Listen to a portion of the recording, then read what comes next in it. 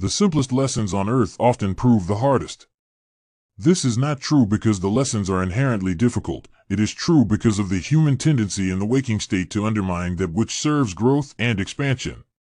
The ego does not want to go silent into that dark night, or at least not until the soul chooses firmly for alignment with the truth. This is a desire world. Actions quickly create results here. Whatever you want, whatever you desire to become, nature acts to create that for you. How does your life transform? By your consistently and with dedication working toward a goal. This is true regardless what your particular goal happens to be. Having you ever wanted something in the physical?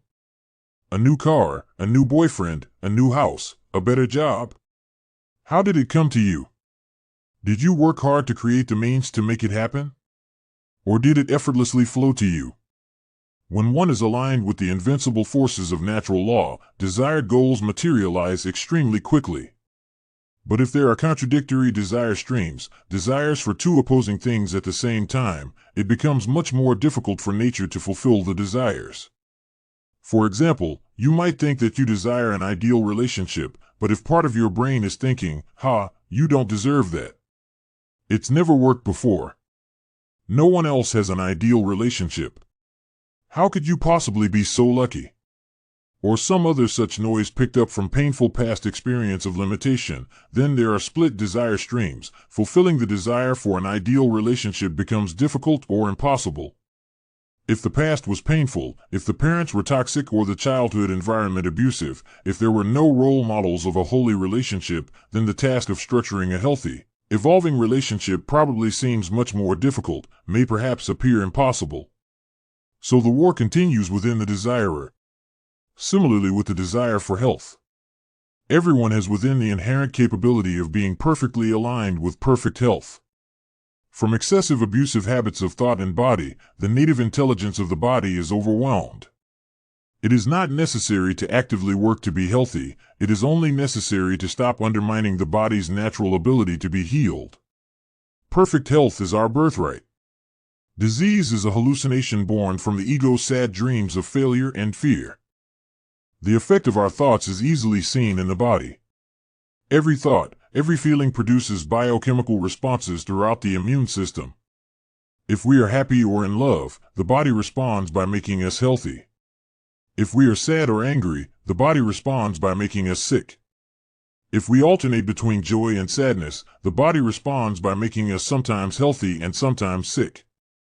Life can be very long or very short. This is determined by the quality of our thought much more than the quality of the food, air, or water that our bodies ingest. Similarly with the desire for enlightenment. Some say they wish to be enlightened but don't really believe it is possible. Others attempt for a while to move ahead but are not willing to break the attachments to their beliefs that cripple their expansion into the infinite one.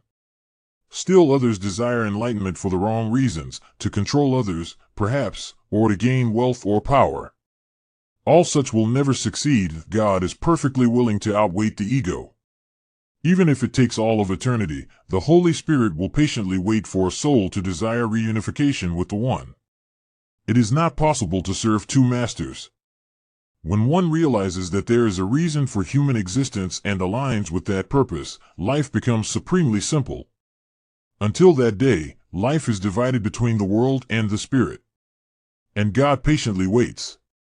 And waits. And waits. Human consciousness is sufficiently subtle to impact the natural laws that uphold the progression of the universe. Human desire stirs the waters of the cosmic sea. They rise in waves to fulfill our every impulse of thought. This is not commonly observed in the waking state because desires are often opposed. Nature tries to fulfill them but cannot because opposite things are desired, or the desires are so numerous that nature does not have sufficient time to fulfill them. On the other hand, when we learn to entertain one desire at a time, the time required to fulfill the desire shrinks, and the more consistently one desire is entertained without introducing opposing thoughts, the more quickly it can be fulfilled. One-pointed faith can accomplish anything here on earth. One purpose of ascension is to teach the mind the art of desiring one thing at a time. The most evolved individuals on the earth today realize that the human race needs to be healed. The earth cries out in pain from abusive actions by ignorant and controlling people. The invincible forces of natural law move to heal the living organism we call Gaia, but are seemingly overwhelmed by the excessive destructive desires and actions of our 6 billion fellow. If you found this lecture by MSI interesting and would like to learn more, reach out to one of our Ishaya Ascension teachers at losishayas.com. Ishayas is spelled Ishayas. We await you with open arms. When anyone rises to full human consciousness, the only desire remaining is that of the One, to heal humanity, to heal the earth, to help all living beings learn that the omnipresence of the Ascended includes everyone. There are no exceptions.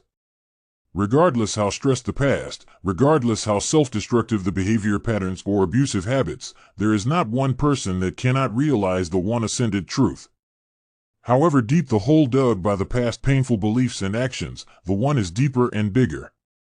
There is nothing that the Ishaya's ascension cannot cure.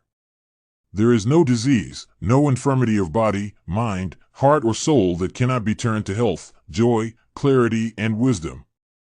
There is nothing that can stand in the path of the growth of consciousness, nothing that can even much slow it except human stubbornness.